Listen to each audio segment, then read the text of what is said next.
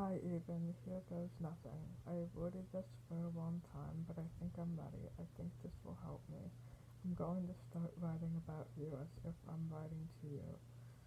Because when I see you again, you'll get to read about everything you missed with us for. You gave me a journal, and I read it every night. It's been the only thing bringing me comfort, so now I'm going to do the same thing. I'm going to write about you in hopes to put it in your hands one day, returning the favor. The thought of doing that brings me hope that I will find you. I'm going to find you, even. So where do I start? Well, Niall got so fucking wasted again tonight, and he's been really pissing me off lately. I think it's my sobriety that makes him realize how much of an arrogant dick he is when flustered. He used to be so tolerable, but I guess that's only because I was also pretty wasted myself. Now I question suffocating him in his sleep every night. Today I'm officially 9 months sober. Shouldn't I be getting one of those poker chip looking things? The one that supports groups give you as a congratulations. Liam wrote 9 months on the inside of a beer cap and gave it to me. Kinda redundant, giving it was an alcohol related item he wrote it on. But I guess he meant well.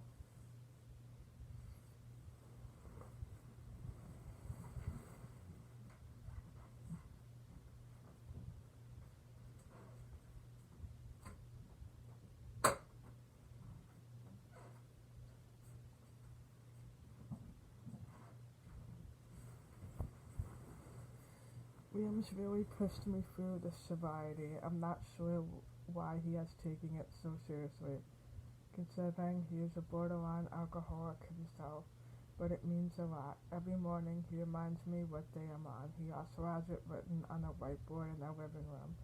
I think he's more proud of me than I am myself. Although 9 months of sobriety is something to be proud of, it also means I haven't seen you in 9 months. Every day without you is the day I've been sober. No alcohol, no coke, nothing. I live and breathe Sprite now. I drink it constantly. When I overdosed in Vegas, I promised you I'd be done with drugs. I was serious about that. While I still smoke weed, but I like to tell myself that's for anxiety, and I still do smoke cigarettes. So I guess that's a bit of a speed bump. You can't blame me though when you've seen what I've been going through every day. Considering now Liam Lewis and I are fugitives living together, life has been a little frustrating. I don't I don't want to get much into it, but I'm so close to shooting myself in the head. All of us living under one roof really makes me want to commit Maculus homicide, the messy kind, the kind where there's blood on every single square inch of the crime scene. I killed Liam first probably just because I could use one of his biceps to beat Willis to a pulp. Then I would go for an hour, the best for last. I'm probably cut his dick off first. Yeah, no, because he's a dick. Too much? Fuck, maybe I should start this over. Your journal entries were nothing like this. No, you would want me to be real with you.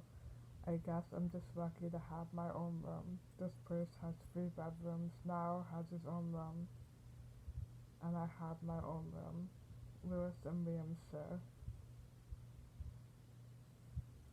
I have my own room because no one wanted to hear me moping about how much I miss you.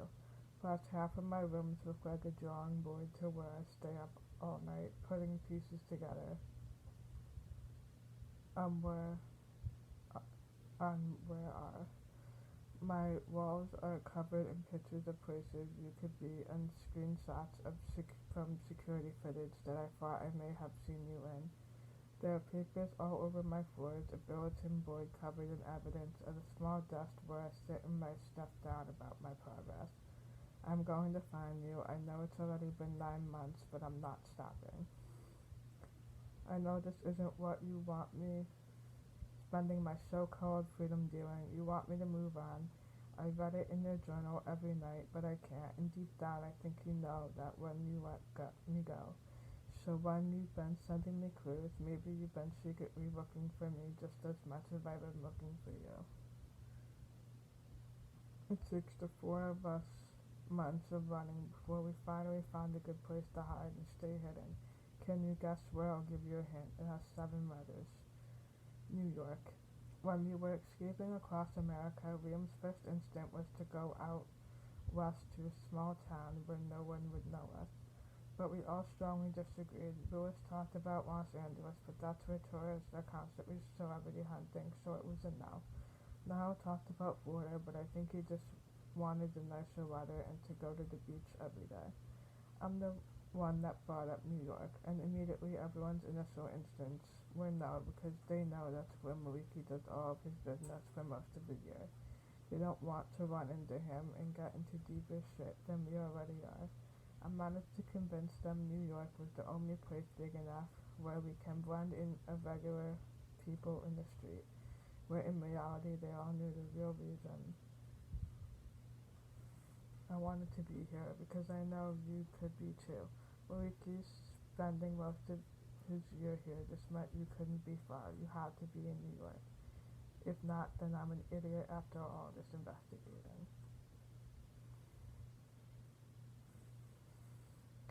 But it's the only purpose in life. Finding you is the only thing that keeps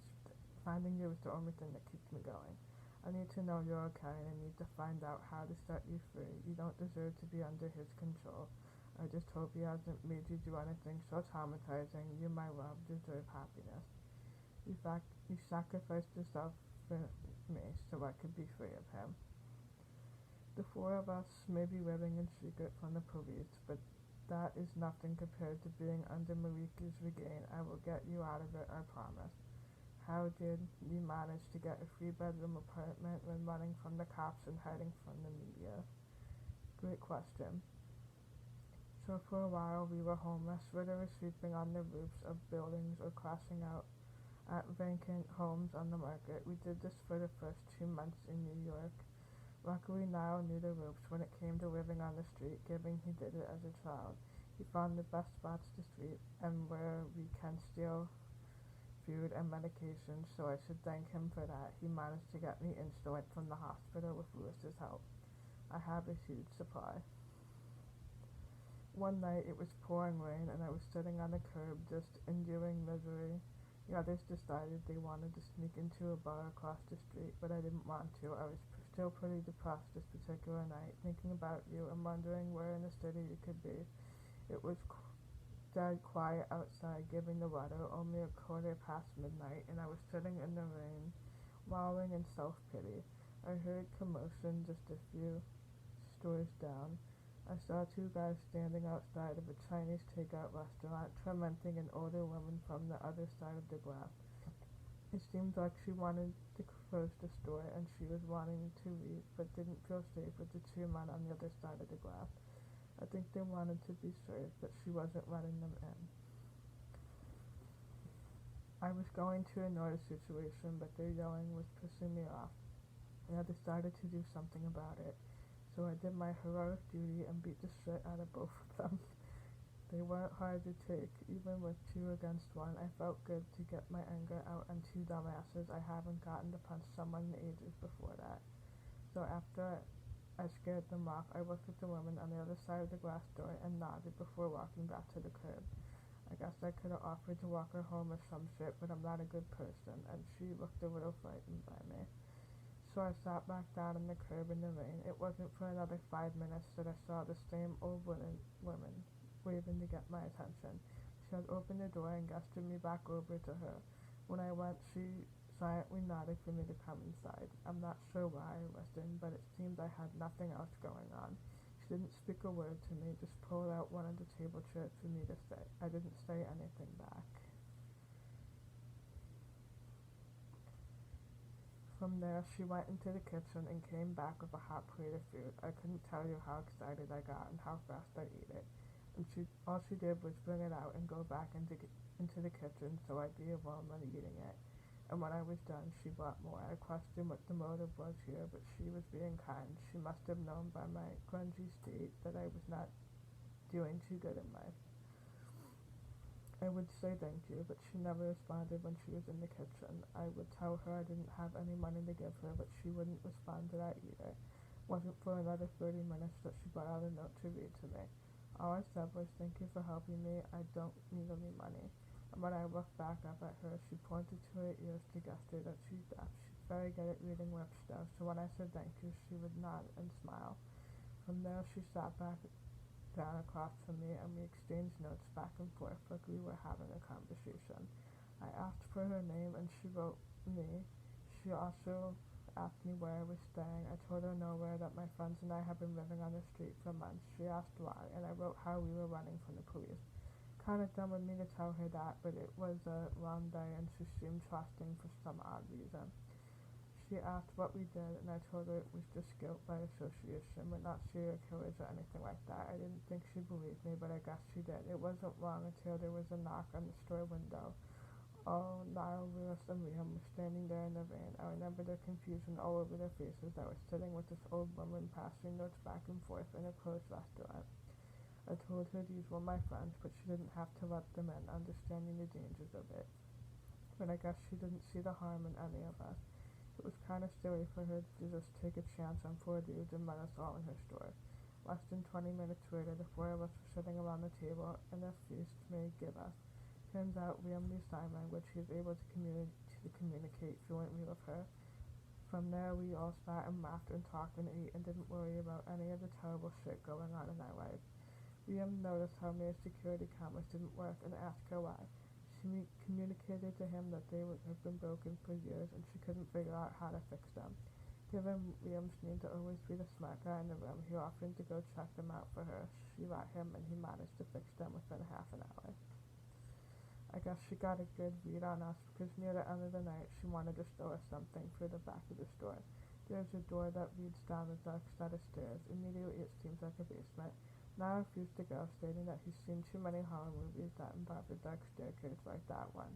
But considering we had nothing to really lose, we went. Turns out it wasn't a basement. It was a dusty apartment under her store that she owned. She was using it for storage instead of renting it out, strictly because the only way to enter is to go in through the back of her store, which she didn't trust testants to do. It was bad design, hoping the only entrance being in her involuntary room, but that's New York for you. She offered us the praise, and in return we protect the store like her little personal security system. That also helps her being in involuntary and whatnot, but she gets to keep some of her storage down there still. We were shocked and immediately agreed, happy to just have a roof over our heads and a location to hide. Me is a really sweet lady, she would love you. So that's how we got this place. The downside is there's no windows and basically no cell service, but it's a perfect place to live in when you're in hiding. We have no names on the lease, but it's owned by me and we don't have to go to find jobs to get money. We just help her out with whatever she needs, and if anyone ever asks about us, she pretends to not know anything.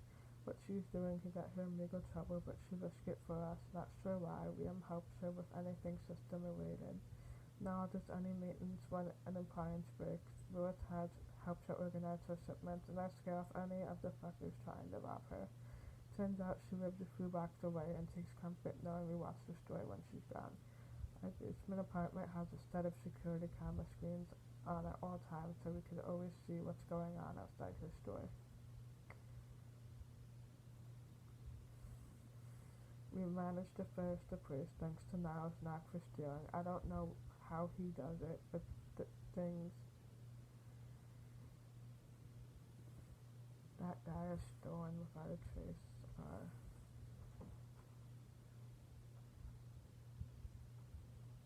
impeccable. Couches, televisions, mattress, bedding, body mirrors, mini fridges, you name it, and Niall will get it for you.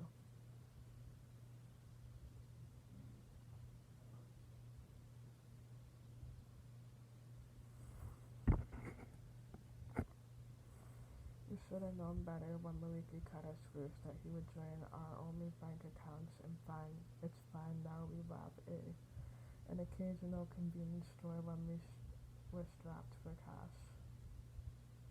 Anyway, my hair is really long right now, but Mia's threatened to chop it off for me a few times. It's almost to my shoulders. You might hate it.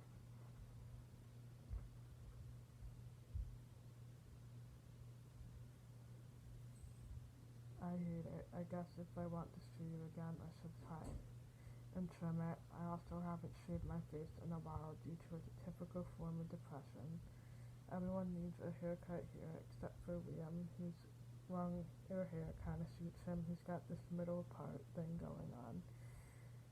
It's kind of trendy. Well, I guess that's my first entry. It's a little longer and drawn out. I don't blame you if you rather just skim it.